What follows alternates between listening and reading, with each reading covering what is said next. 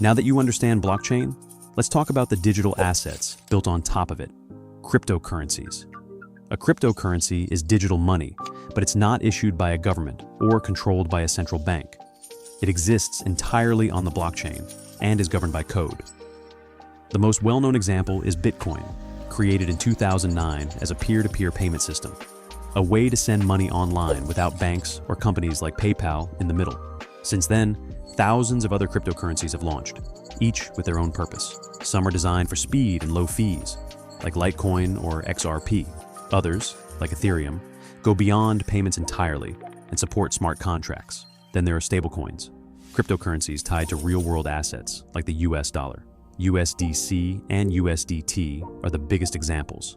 These are incredibly useful because their value stays steady while everything else in crypto bounces around. Privacy coins like Monero aim to hide your transaction details, offering more confidentiality than most blockchains. And governance tokens let holders vote on the future of certain platforms, giving users a direct say in how protocols evolve.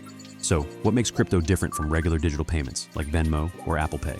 First, you control your funds directly without needing a bank account. Second, transactions can be sent to anyone in the world at any time. No business hours, no borders.